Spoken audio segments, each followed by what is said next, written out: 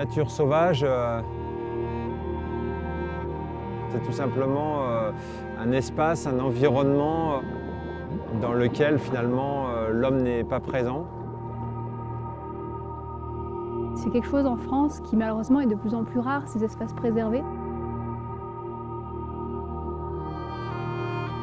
La vallée qui va de Gap jusqu'à Briançon, c'est la dernière grande vallée sauvage des Alpes, mais de France en fait. C'est ça qui est assez incroyable. Le sentiment premier qui m'a animé quand j'ai commencé à entendre parler de ces lignes à très haute tension, je crois que c'est un sentiment d'hébétude, c'est un sentiment d'incompréhension. C'est tout simplement se dire c'est pas possible.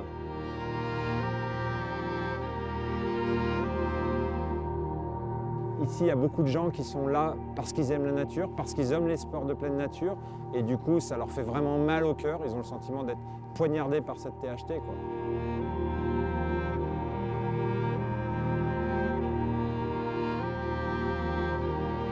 Les principaux problèmes liés à cette ligne, ils sont multiples. Il y a l'impact paysager qui est extrêmement fort, c'est-à-dire qu'il y a des saignées qui sont opérées, il y a un défrichement, il y a finalement le capital paysage qui fait partie des richesses du département qui sera du coup un peu une peau de chagrin. On a aussi l'impact sanitaire parce qu'à l'heure actuelle, on ne connaît absolument pas du tout ce que ça fait à l'être humain de vivre près d'une ligne à très haute tension.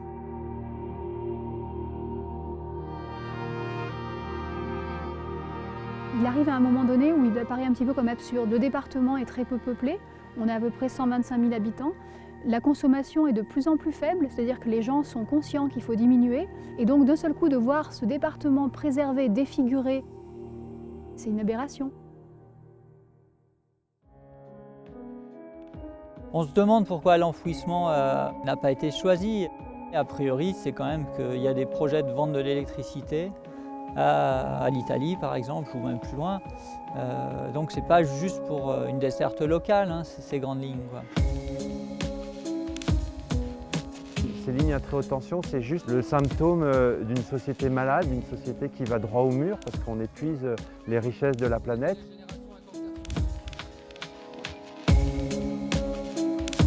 Ce qui me choque aussi, c'est l'absence de prise en compte du développement touristique tel qu'il existe aujourd'hui. Il y a des tas de personnes qui vivent grâce au parapente, qui vivent grâce à l'accompagnement en montagne, qui ont des gîtes, qui ont développé un tourisme doux, un tourisme détruit par les lignes de tension parce que personne n'a envie de passer 16 fois sous une ligne de tension en faisant un GR. Et là, on ne tient pas compte de toute cette énergie en fait, qu'il y a derrière, de toutes ces volontés de préserver un lieu.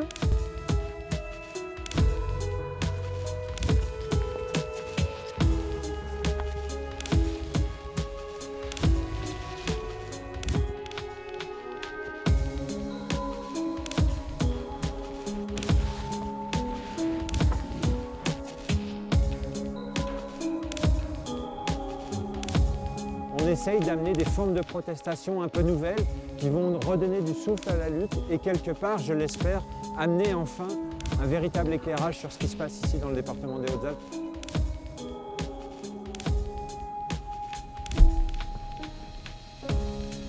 Ça a plus de valeur, de force, une action dans le calme et puis dans la poésie, dans la beauté, que des actions terroristes ou des explosions pour casser des pylônes.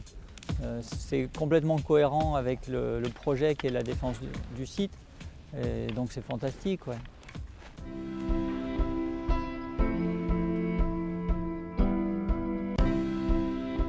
Résister, lutter, c'est aussi ce que l'alpiniste connaît bien, c'est ce que les sportifs connaissent bien.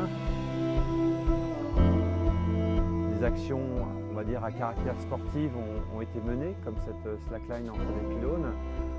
Des actions poétiques, des actions artistiques comme cette décoration des pylônes qui a eu lieu juste avant Noël.